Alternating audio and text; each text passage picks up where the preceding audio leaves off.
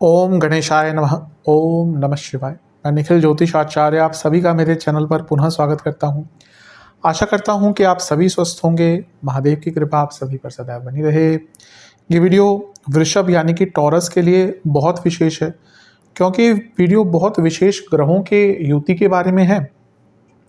और वो दो विशेष ग्रह हैं जो सबसे नैसर्गिक शुभ ग्रह माने जाते हैं, यानी कि देवगुरु बृहस्पति और शुक्राचार्य। देवगुरु बृहस्पति और शुक्र की युति हो रही है 26 जुलाई 2025 से, और दोनों साथ में रहेंगे 21 अगस्त 2025 तक। 26 जुलाई को शुक्र आपके लग्न को छोड़कर, आपके लग्नेश भी हैं तो आपके लग्न को छोड़कर आपके दूसरे घर में प्रवेश कर जाएंगे, और जैसा मैंने कहा 21 अगस्त 2025 तक यहीं पर रहेंगे। ज्योतिष में अगर किन्हीं दो ग्रहों को नैसर्गिक शुभ ग्रह कहा जाता है तो केवल ये दो ग्रह ही हैं, यानी कि बृहस्पति और शुक्र। बाकी सारे जो ग्रह हैं वो कंडीशनल या परिस्थिति के अनुसार बेनिफिक हो सकते हैं, पर नेचुरल बेनिफिक अगर किसी को कहा जाता है तो वो केवल शुक्र और बृहस्पति हैं। हाँ, अब इसका मतलब ये नहीं समझना चाहिए कि बृहस्पति और शुक्र केवल अच्छा ही रिजल्ट देते हैं। मैं हमेशा कहता हूँ कि ज्योतिष में अगर शास्त्र आपने पढ़ रहे हो केवल उसके आधार पर अगर आप सीधा प्रेडिक्शन कर देते हैं तो बहुत गलती होती है। इसलिए गुरु की आवश्यकता ज्योतिष में बहुत होती है। हाँ, लेकिन अगर ये कहा जाए कि बाकी ग्रहों के मुकाबले सबसे ज़्यादा शुभ कारकत्व किन्हीं दो ग्रहों के पास है तो वो ये दोनों ही हैं।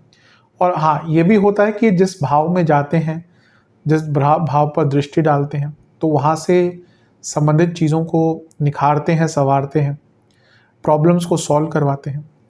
ज्योतिष में कहा जाता है कि लग्न में अगर बृहस्पति हैं तो कुंडली के कई दोष समाप्त होते हैं।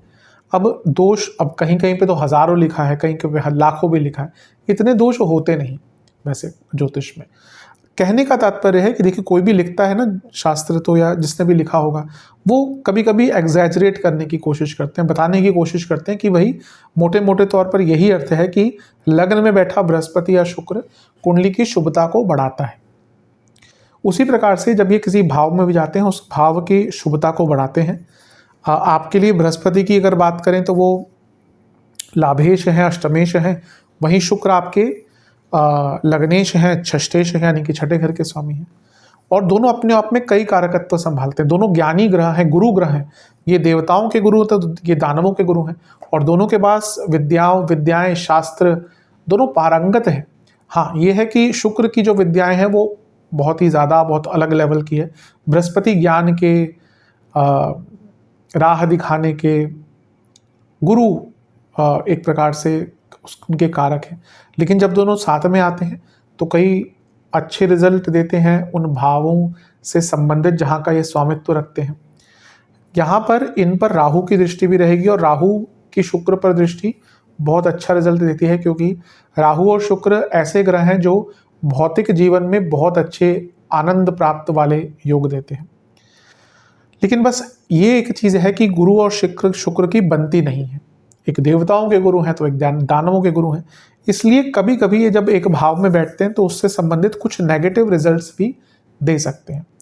तो हम इन सभी चीज़ों की विवेचना करने का प्रयत्न करेंगे कि देवताओं के गुरु और दानवों के गुरु जब साथ में आएंगे तो क्या प्रभाव होगा। इसके साथ ही ये भी समझना चाहिए कि शुक्र जहाँ खुद साक्षात लक्ष्मी के कारक हैं, बृहस्पति धन के कारक है, लेकिन बृहस्पति को कुबेर भी कहा जाता है, क्योंकि सेविंग्स, एक व्यक्ति कमाएगा कितना, वो बहुत चीज़ों पे आधारित है। आपको शुक्र भी देखने पड़ते हैं, लाभ स्थान भी, लेकिन प्रथम दृष्टिया सेविंग्स के लिए भी बहुत चीज़ें देखते हैं। होरा लग्न है, इंदु लग्न है, श्री लग्न है, लेकिन प्रथम दृष्टिया व्यक्ति के बृहस्पति को देख के बताया जा सकता है कि वो सेविंग्स रखता है कि नहीं रखता। तो बृहस्पति सेविंग्स के कारक हैं। तो यहाँ पर दोनों की युति साथ में हो रही है, इसका बहुत प्रभाव पड़ेगा, बहुत इम्पैक्ट पड़ेगा, और इन सभी चीज़ों की हम चर्चा करेंगे। क्या अच्छा, क्या संभावित बुरा हो सकता है। कुछ उपाय भी वीडियो के अंत में बताऊंगा। यदि आपकी लग्न राशि या चंद्र राशि वृषभ है, दोनों ही गाइडेंस के लिए इस राशिफल को देख सकते हैं। जहाँ से ज़्यादा सूट करता है, रिलेट करता है, वहाँ से ऑब्जर्व कीजिए। व्यक्तिगत तौर पे मेरा मानना है लग्न से देखेंगे तो अच्छा, इनकेस नहीं पता है तो चंद्र राशि से भी इसको ऑब्जर्व कर सकते हैं। शुरू करते हैं। सबसे पहली बात, दोनों कहाँ पे हैं। धन स्थान में। तो एक धन के कारक, एक लक्ष्मी के कारक, एक कुबेर, एक लक्ष्मी, और कहाँ बैठे हैं? धन स्थान में। सबसे पहले तो धन के रूप में, धन के स्वरूप में, धन के दृष्टिकोण में, धन की परिस्थितियों में, यानी कि जहाँ पे अर्थ आ गया, धन आ गया, पैसा आ गया, ये पूरा एक महीना आपके लिए बहुत अच्छा जाएगा। पैसे कमाने की बात हो, पैसे बढ़ाने की बात हो,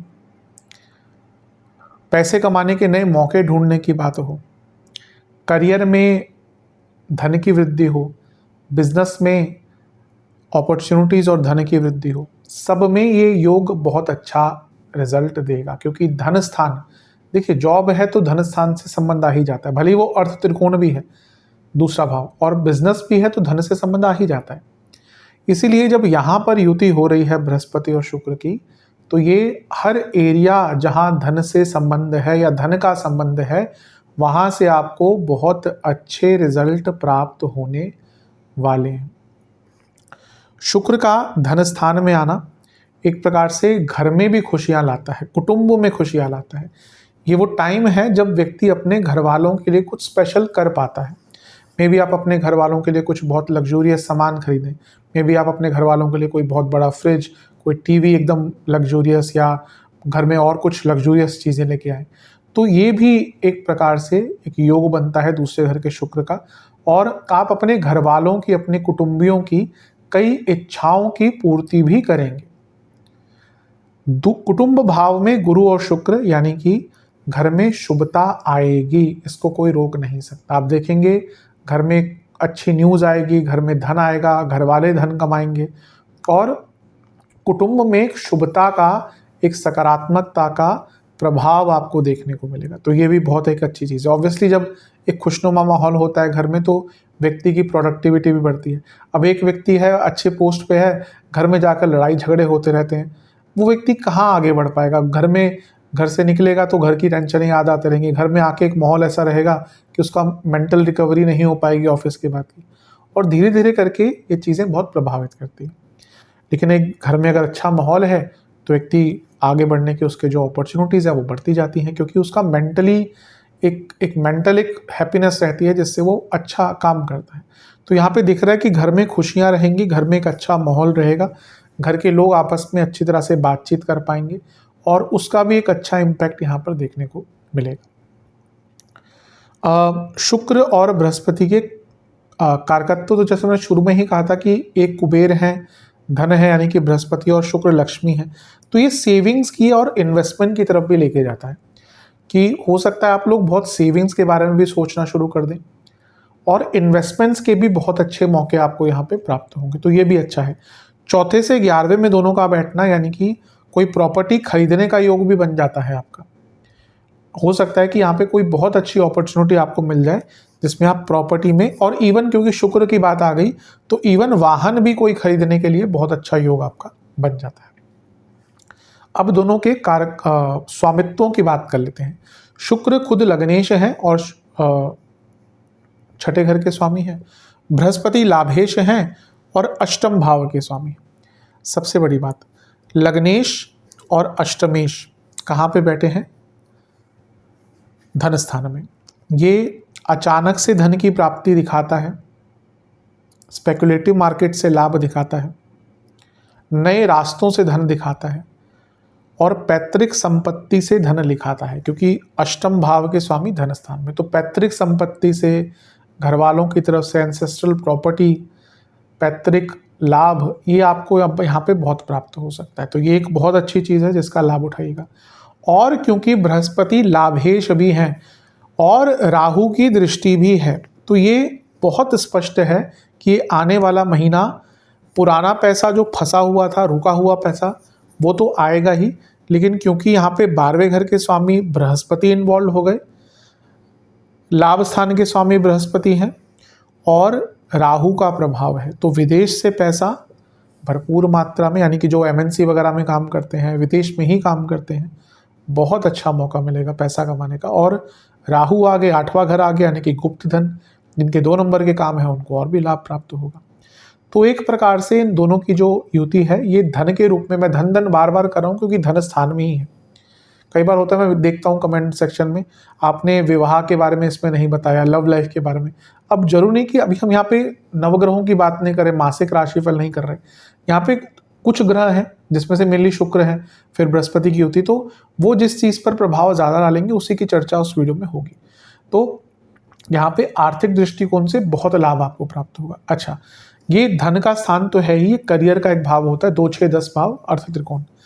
तो यहाँ पे लाभेश का बृहस्पति का ऑलरेडी होना, जो अष्टमेश भी है, और यहाँ पे शुक्र का आ जाना जो एक और अर्थ त्रिकोण के स्वामी है, और जो लग्नेश भी है, और यहाँ पे राहु की दृष्टि, ये करियर वालों के लिए बहुत अच्छी अपॉर्चुनिटी है। किस किस के लिए? पहला, अगर आप अपनी कंपनी की तरफ से विदेश जाना चाहते थे, अगर व्यक्ति अपने आप ट्राई करता है तो उसको मौके उतने आसानी से मिलते नहीं है, रेदर देन कि आपकी कंपनी ही आपको स्पॉन्सर कर दे, आपको भेज दे। तो अगर आप वो बातचीत करते हैं कि भाई मौका दिख रहा है, और आप अपने जो भी सीनियर है, जिनके पास भी अथॉरिटी है, उनको बोलते हैं, कन्वे करते हैं कि भाई मुझे जाना है, तो बहुत चांसेस है कि वो आपकी बात को मानकर आपको जाने के लिए हेल्प करेंगे। ये एक बहुत अच्छी चीज़ है। जो लोग इवन ऑलरेडी विदेश में काम करते हैं, उनके लिए तो यहाँ पे बहुत बहुत अच्छा मौका है अपने आप को सेटल करने का। इवन स्टूडेंट हैं, आप कोई परमानेंट जॉब ढूंढ रहे थे, उनके लिए भी यहाँ पे बहुत अच्छा मौका बन जाता है। और क्योंकि बृहस्पति लाभेश हैं, राहु 10वें घर से देख रहे हैं, शुक्र 7 में है, तो ये करियर में एक्स्ट्रा इनकम, इंसेंटिव्स आदि, परफॉर्मेंस बोनस, एरियर्स के थ्रू कुछ मिलना, ये सब भी दर्शाता है। तो कार्य क्षेत्र में भी इसका बहुत अच्छा रिजल्ट प्राप्त होगा। अब ध्यान किस चीज़ का देखना है? मैं हमेशा कहता हूँ 10वें भाव के या करियर से संबंधित कुछ चीज़ों पर शुक्र का इम्पैक्ट, यानी कि ऑफिस पॉलिटिक्स, ठीक है, और राहु भी ऑलरेडी बैठे हैं, तो ऑफिस पॉलिटिक्स तो बढ़ ही रही होगी। अब ये दिखाता है कि ऑफिस पॉलिटिक्स यहाँ पे भयंकर रूप से तंग करेगी, और क्योंकि बृहस्पति भी हैं जो अनिश्चितता लाएंगे, क्योंकि अष्टमेश हैं, तो आपको समझ नहीं आएगा कि इन चीज़ों से डील कैसे करें या एग्जैक्टली हो क्या रहा है। तो ऑफिस पॉलिटिक्स थोड़ी ऐसी चीज़ है जो आपको इस आने वाले ऑलमोस्ट 1 महीने के कालखंड में तंग कर सकती है। अदरवाइज करियर में आगे बढ़ने के बहुत योग हैं। बिजनेस की तरफ चलें, सप्तम से अष्टम में 2 शुभ ग्रह, ज्योतिष में कई सूत्र हैं जो बताते हैं कि जैसे किसी एक भाव से 6ठे 8वें में अगर शुभ ग्रह है, दोनों में ही है, तो बहुत अच्छा माना जाता है, क्योंकि ये दोनों भाव एक रुकावटें दिखाता है, एक लॉन्जिविटी दिखाता है। तो अगर किसी भाव से अष्टम में 2 शुभ ग्रह आ गए, यानी कि उस भाव की वृद्धि होगी, तो ये पहला दिखाता है कि आपके पति या पत्नी को भी धन लाभ मिल सकता है, और आपका बिजनेस कई गुना ज़्यादा तेज यहाँ पर बढ़ सकता है। तो ये भी एक बहुत अच्छी चीज़ दिख रही है। अच्छा, शुक्र क्या है? 6ठे घर के स्वामी हैं, और बृहस्पति अष्टमेश है, और दोनों अष्टम से सप्तम में बैठे। कोई एंसेस्ट्रल प्रॉपर्टी का केस चल रहा था, वो भी यहाँ पे थोड़ा सा सॉल्व हो सकता है।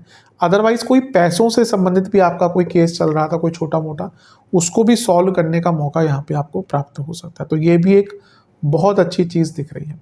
मैरिड लाइफ के लिए भी एटलीस्ट ये जो गोचर है, ये थोड़ा सा अच्छा रिजल्ट देकर जाएगा। कारण क्या है कि सप्तम से अष्टम में, जैसे मैंने कहा ना, 2 शुभ ग्रह हैं, तो अगर मैरिड लाइफ में कोई प्रॉब्लम चल रही थी, तो उनको सॉल्व करने का यहाँ पे एक बहुत सुनहरा मौका आपको प्राप्त हो सकता है। और इवन अपने स्टेटस के इम्प्रूवमेंट के लिए, अपने लाइफस्टाइल के इम्प्रूवमेंट के लिए भी ये जो योग बन रहा है, ये बहुत अच्छा है, तो इसका भी आपको लाभ उठाना है। लव लाइफ में भी, क्योंकि देखिए पंचम से केंद्र में राहु और बृहस्पति और शुक्र हैं, तो इवन लव लाइफ में भी ना चीज़ों को सुधारने का मौका यहाँ पे प्राप्त होगा, तो उनके लिए भी अच्छा है। स्टूडेंट्स के लिए तो बहुत शुभ है, क्योंकि पंचम से 10वें में दोनों ग्रहों का आना, यानी कि वह स्टूडेंट जिनके काम अटक रहे थे और वह स्टूडेंट जो जॉब ढूंढ रहे थे, दोनों के लिए ही यहाँ पे बहुत सुंदर योग बन जाता है। तो अगर मोटे मोटे तौर पर देखें, बृहस्पति और शुक्र की युति बहुत अच्छे रिजल्ट आपको देके जाने वाली है, बहुत शुभ प्रकार के रिजल्ट देके जाने वाली है। अधिकतम एरियाज में इनका जो प्रभाव है वो बहुत अच्छा है। बृहस्पति शुक्र 7 में है, प्रोफेशनल कम्युनिकेशन भी बहुत अच्छी रहेगी। लेकिन अब आते हैं, मैंने शुरू में क्या कहा था कि बृहस्पति शुक्र जब 7 में बैठते हैं तो थोड़ा सा प्रभावित नेगेटिव भी करते हैं। इसमें होगा क्या ना कि बृहस्पति शुक्र 7 में है, आपकी वाणी में थोड़ा ईगो झलकेगा, आप लोगों को ना अनजाने में नीचा दिखाना शुरू कर देंगे, और उसका नेगेटिव इम्पैक्ट एकदम दिखने को मिल जाएगा। आप अगर लोगों से अच्छी तरह से बात करते हैं तो वो रेसिप्रोकेट होता है। आप भले ही कितने भी बड़े हों, आप कुछ बोल दीजिए, व्यक्ति सुन लेगा, अगर आपके अधीन होगा या डिपेंडेंट होगा, पर एक टाइम बाद वो भी छोड़ के चला जाएगा या वो भी फिर नेगेटिव रिजल्ट देगा आपको। तो इसलिए अपनी वाणी के द्वारा लोगों को नीचा मत दिखाइएगा, कोशिश कीजिएगा कि बहुत मधुर वाणी बोले, बहुत ईगोलेस रहें। और ये चीज़ कभी कभी कुटुंब में भी आ सकती है। कभी कभी क्या होता है ना, हम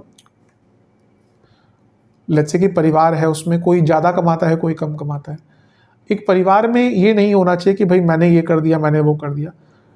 ये वही टाइम है जब आप ऐसा करेंगे, अरे मैंने ये लिया वो लिया, बाकी तो कुछ नहीं करते, सारा पैसा मेरा लगा हुआ है। अब हो सकता है आप कमाते हो, आपकी वाइफ ना कमाती हो, या आप वाइफ हैं, आप कमाते हो, आपके हस्बैंड उतना ना कमाते हो, पर हो सकता है आपके हस्बैंड घर चलाते हो या हेल्प करते हो, या वाइसा वर्सा आप हस्बैंड हैं, आप ज़्यादा कमाते हो, आपकी वाइफ की सैलरी उतनी ना हो, लेकिन वो बाकी घर चलाती है, तो वो कहीं ना कहीं तो डिवोशन है ना। बाकी भी लोग हैं, सबका कभी कभी होता है कि दोनों ही वाइफ और हस्बैंड कमा रहे हैं, घर में बड़े हैं, तो घर की देख रेख करते, हमें पता नहीं चलता कि वो पीछे से हैं, कुछ सामान आ रहा है, बच्चे हैं, सब कुछ की देख रेख करते हैं। तो ये चीज़ें यहाँ पे नहीं होनी चाहिए कि आप अपने बाकी लोगों को थोड़ा सा वाणी के द्वारा नीचा दिखाना शुरू कर दें, उसका नेगेटिव इम्पैक्ट रहेगा। और क्योंकि राहु का प्रभाव भी है ना, तो ये कभी कभी बहुत लालच भी लेकर आता। मैंने इन्वेस्टमेंट्स की बात करी थी, लेकिन बहुत केयरफुल होकर, कि सब कुछ परख कर कि ये बहुत ज़्यादा जो दिखावा आ रहा है या दिख रहा है कि भाई इतना पैसा होगा, क्या रियलिटी में है, तो पूरी जांच परख कर कर ही कहीं पर पैसा लगाइएगा। एक चीज़ है, सप्तम से अष्टम में शुक्र और राहु का प्रभाव कभी कभी मैरिड लाइफ में ना थर्ड पार्टी सिचुएशन जिसको बोलते हैं आजकल के लोग, यानी कि ध्यान भटकना, वो क्रिएट कर सकते हैं। उससे थोड़ा सा अपने आप को बचा कर रखिएगा, और लालच से भी आपको थोड़ा सा अपने आप को बचा कर रखना है। दूसरी चीज़ है कि यहाँ पे ये दोनों मारक भाव में है, और शुक्र छठे घर के स्वामी है, लग्नेश है भले, लेकिन छठे घर के स्वामी, और बृहस्पति अष्टम के। तो ये हेल्थ वाइज भी थोड़ा सा तंग कर सकता है। स्पेशली हेल्थ की बात करें तो खाने पीने की प्रॉब्लम, दंत विकार, डेंटल प्रॉब्लम बहुत रहेंगी, inflammation, indigestion, large intestine, small intestine की प्रॉब्लम, लिवर की प्रॉब्लम्स, ये आपको बहुत तंग करने वाली है। और कार्य क्षेत्र में जैसे मैंने कहा, ऑफिस पॉलिटिक्स से बचकर थोड़ा सा अपनी इमेज को लेकर कॉन्शियस रहेगा।